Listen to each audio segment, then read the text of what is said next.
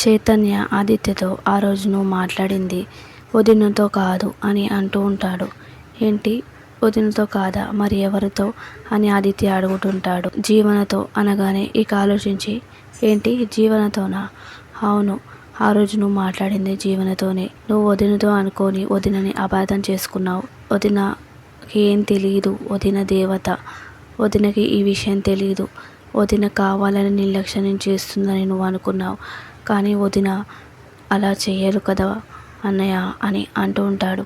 అప్పుడు ఆదిత్య, ఈ విషయం నీకెలా తెలుసు?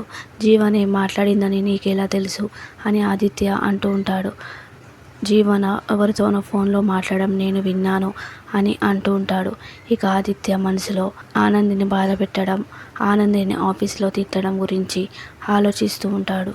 నేనే ఆనందిని అపార్థం చేసుకున్నాను అని మనసులో అనుకుంటూ ఉంటాడు. ఇక చైతన్య, చూసావా, నువ్వు వదినని బాధ పెట్టావు. వదినకి ఏం తెలీదు. ఇప్పుడే వెళ్ళి వదినకి సారీ చెప్పు అని చైతన్య అంటూ ఉంటాడు. వదిన ఎక్కడుంది అని అడుగుతూ ఉంటాడు. ఆఫీస్లో ఉందా అని అంటూ ఉంటాడు. వదిన ఎక్కడుందో నాకు తెలుసు, నేను ఇప్పుడే ఆనందితో మాట్లాడతానని చెప్పి ఇక ఆదిత్య వెళ్తూ ఉంటాడు. ఇక పద్మమ్మ సింహాద్రి ఇంటికి రాగానే ఇక అనుకుంటూ ఉంటాడు. ఇప్పుడు నేను ఇక్కడికి వచ్చాను, నువ్వు ఇక్కడే ఉంటావని నేను అర్థం చేసుకొని నీకు ఫోన్ చేయకుండానే డైరెక్ట్గా వచ్చేసాను అని అనుకుంటూ ఉంటాడు. ఇక సూర్య, ఏంటి ఆదిత్య, నేను అడుగుతుంటే మాట్లాడవేంటి అని అంటుంటే, అదే నేను ఆఫీస్లో వర్క్ ఉండడం వల్ల ఆనందిని ముందు పంపించాను, ఇప్పుడు నేను వచ్చాను అని అంటూ ఉంటాడు. అయితే ఆదిత్య గారికి నా మీద కోపం లేదా అని మనసులో ఆనంది అనుకుంటూ ఉంటుంది. అప్పుడు జ్యోతి, మీ ఇద్దరికి ఎలాంటి అభిప్రాయ భేదాలు లేవా అని అంటుంటే, ఎందుకు ఉంటాయి, అయినా భార్యాభర్తలు అన్నాక అర్థం చేసుకోవాలి. ఒకరినొకరు అర్థం చేసుకుంటేనే అప్పుడు భార్యాభర్తలు ఏంటో తెలుస్తుంది అని ఆదిత్య అంటూ ఉంటాడు. అయితే నా మీద ఆదిత్య గారికి కోపం లేదన్నమాట అని అనుకొని ఆనందపడుతూ ఉంటుంది ఆనంది. ఇక అప్పుడే సూర్య, కరెక్ట్ చెప్పావు ఆదిత్య, ఆయన ఒక్కోసారి ఎదుటి వాళ్ళ సిచ్యువేషన్ని కూడా అర్థం చేసుకొని మనం ప్రవర్తించాలి అని అంటూ ఉంటే, ఇక సింహాద్రి, కరెక్ట్గా చెప్పారు సూర్యబాబు, ఒక్కోసారి నేను గిట్లనే చేసిన. పద్దాలు నాకు చెప్పకుండా ఎటో పోయింది. నేను ఎంతో భయపడ్డా, టెన్షన్ పడ్డా. పద్దాలు నాకు చెప్పకుండా పోయింది అని అనుకున్నాను. నన్ను నిర్లక్ష్యం చేస్తుంది, నన్ను కావాలని ఇలా చేస్తుందని నేను అనుకున్నా.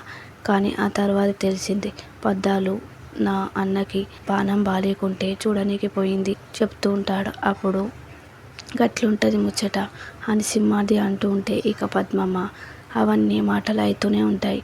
అల్లుడు గారిని అలానే బయట నిల్చోబెట్టి మాట్లాడతావా, లోనికి రానివ్వు అని అంటుంటే, లేదత్తయ్య గారు, నేను వెళ్ళాలి అని అంటూ ఉంటాడు. పోనీ భోజనం చేసి వెళ్ళండి అని పద్మమ్మ అంటుంటే, లేదు, ఇంట్లో చెప్పాను వాళ్ళకి, ఇంట్లోనే భోజనం చేస్తానని చెప్పాను, అందరూ వెయిట్ చేస్తూ ఉంటారు అని ఆదిత్య అంటూ ఉంటాడు.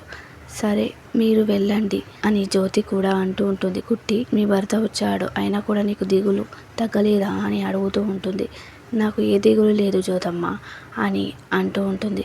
అలానే ఉండాలి, మీ ఇద్దరు సంతోషంగా ఉండాలి అని సూర్య కూడా అంటుంటాడు. కుట్టి, వెళ్ళు అని చెప్పి అంటూ ఉంటుంది. ఇక సరే అని చెప్పి ఇక కుట్టి అందరికీ చెప్తూ ఉంటుంది.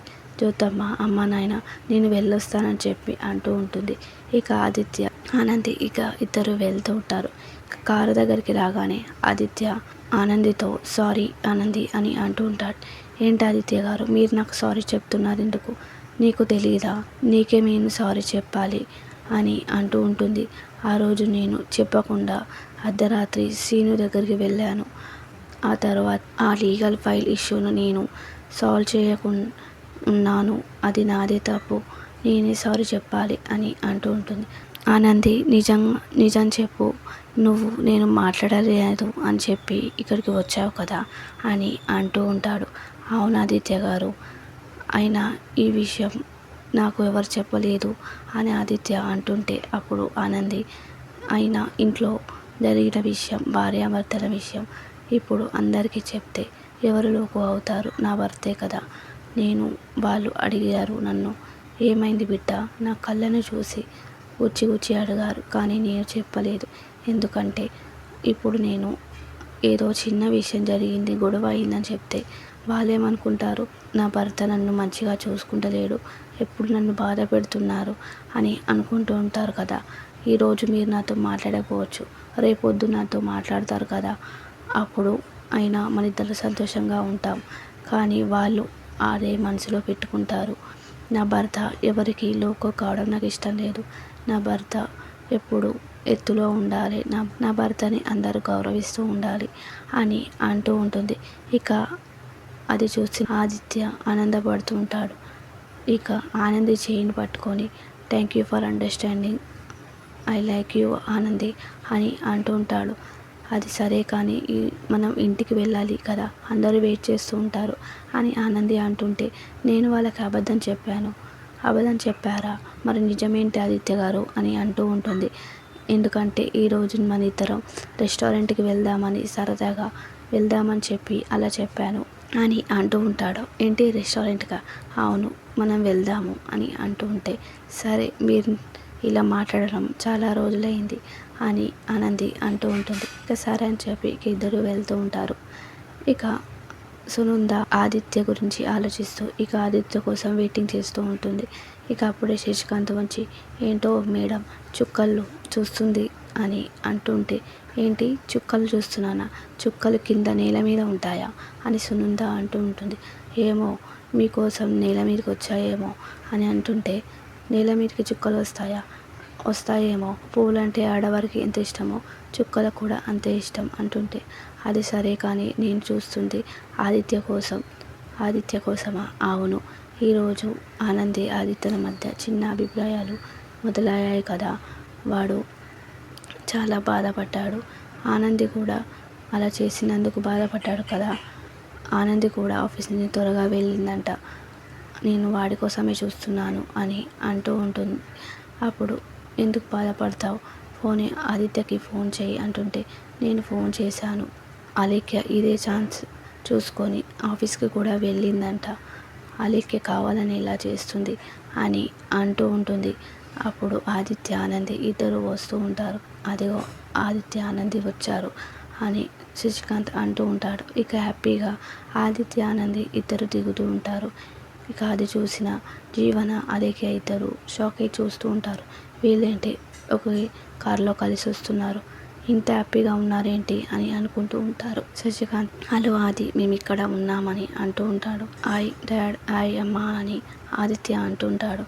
భోజనాని కోసం పదండి, వెయిటింగ్ చేస్తున్నాం అని శశికాంత్ అంటుంటే, 5 minutes అమ్మ, ఇప్పుడే మేము ఫ్రెష్ అయి వస్తాం, అందరం కలిసి తిందాం అని చెప్పి ఇక ఆదిత్య ఆనంది దగ్గరికి వెళ్ళి పద ఆనంది అని హ్యాపీగా వెళ్తూ ఉంటారు. ఇక అది చూసిన అలేఖ్య జీవన కోపంగా షాక్ అయి చూస్తూ ఉంటారు. అదేంటి వీళ్ళు ఇంత సంతోషంగా ఉన్నారు అంటే వీళ్ళ మధ్య కోపం లేదా, ఇప్పుడు వాళ్ళు ఎలా హ్యాపీగా ఉన్నారు అని అనుకుంటూ ఉంటారు.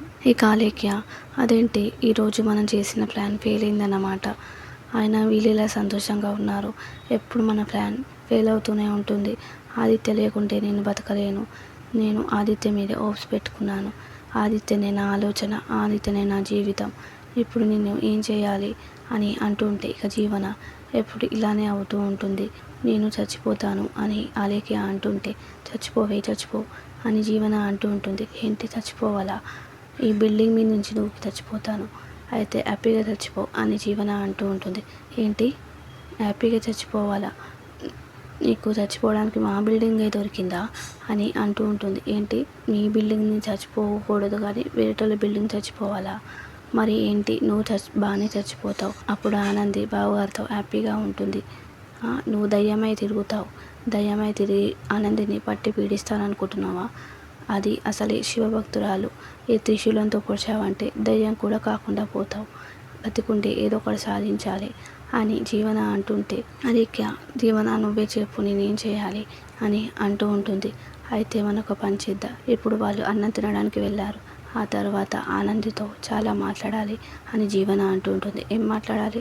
అవన్నీ నేను తర్వాత చెప్తాను అని చెప్పి ఇక వెళ్తూ ఉంటారు. ఇక ఆనంది స్నానం చేసి తలని తుడుచుకుంటూ ఉంటుంది.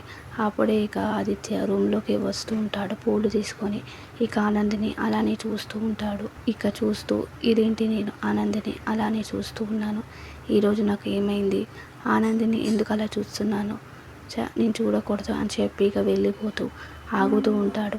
అయినా ఆనంది ఎవరు, నా భార్య నేను చూడను తప్ప అని అనుకుంటూ ఉంటాడు. ఇక మనసులో చిట్టీల గురించి ఆలోచించుకుంటూ ఉంటాడు. చిట్టీలు గ్రీన్ వస్తే మనం కలుస్తాం, రెడ్ వస్తే వద్దు అని చెప్పి ఆలోచించుకొని, అయినా శారీరకంగా కలవద్దు కానీ హ్యాపీగా మాట్లాడవచ్చు కదా. ఈరోజు నేను ఆనందిని చాలా బాధ పెట్టాను. తనని హ్యాపీగా ఉంచడం నా బాధ్యత. ఇన్ని రోజుల నుంచి నేను ఆనందిని సరిగా చూడనే లేదు. అలానే చూస్తూ ఉంటాడు. ఇక ఆనందిని అందాన్ని అంతా చూస్తూ ఉంటాడు. అప్పుడే ఇక ఆనంది బ్లౌజ్ సరిగా లేదని చూసుకుంటూ ఉంటుంది. ఇక అది చూసిన ఆదిత్య, ఏంటి ఆనంది ఏమైంది అని అడుగుతూ ఉంటాడు. ఒక్కసారిగా ఆనంది ఉలిక్కిపడి, ఏంటి ఆదిత్య గారు మీరెప్పుడు వచ్చారు అని అడుగుతూ ఉంటుంది. ఇప్పుడే వచ్చాను, అమ్మ నీకోసం పూలు ఇచ్చింది, తీసుకొద్దామని వచ్చాను అని అంటూ ఉంటాడు. నేను చూడాలా అని అంటూ ఉంటాడు. అది ఏం లేదు అని ఆనంది అంటూ ఉంటుంది. ఏం లేదేంటి, నువ్వు సరి చేసుకోవడం నేను చూస్తున్నాను. సరే అయితే నేను చూస్తానని చెప్పి ఇక చూస్తూ ఉంటాడు. జీవన, అలేఖ్య వాళ్ళిద్దరూ రూమ్లోనే ఉన్నారు. వాళ్ళిద్దరూ కలిసిపోతారేమో, వెళ్ళి ఆపు అని జీవన అలేఖ్యతో అంటూ ఉంటుంది. ఇక అలేఖ్య వెంటనే ఇక డోర్ తీసి చూస్తూ ఉంటుంది. ఇక ఆదిత్య ఆనందిని బ్లౌజ్ పెడుతూ ఉంటాడు. ఆనందిని చూసి ఇక అలేఖ్య అది చూసి ఒక్కసారిగా షాక్ అవుతూ ఉంటుంది. ఏంటి మీరు కలిసిపోతారా, ఇప్పుడే మీ పని చెప్తాను అని చెప్పి ఇక డోర్ని లాక్ని అలా గట్టిగా పట్టుకుంటూ ఉంటుంది. ఇక ఆదిత్య ఆనంది బ్లౌజ్ పెడుతూ ఉంటాడు.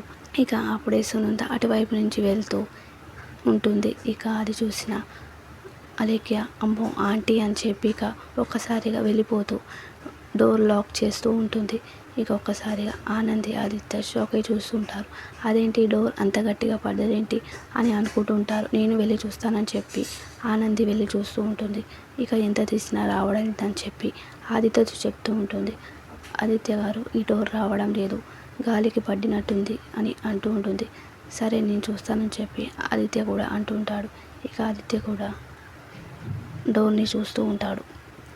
అయ్యో ఈ డోర్ రావడం లేదు, లాక్ అయినట్టుంది అని అంటుంటే, అయ్యో లాక్ అయిందా, ఇప్పుడు మనం బయటికి వెళ్ళిపోతాం అని ఆనంది అంటూ ఉంటుంది.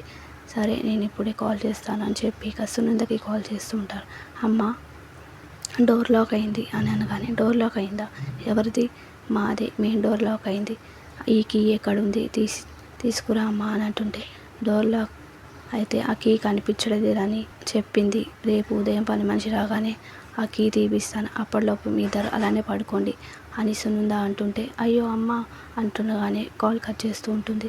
ఏంటి అత్తమ్మ ఏమన్నది అని అడుగుతూ ఉంటుంది. అది డోర్ లాక్ అయింది కదా, కీ లేదంట, రేపు ఉదయం వరకు మనం ఇలానే ఉండమని చెప్పి గుడ్ నైట్ చెప్పింది అని అంటూ ఉంటాడు.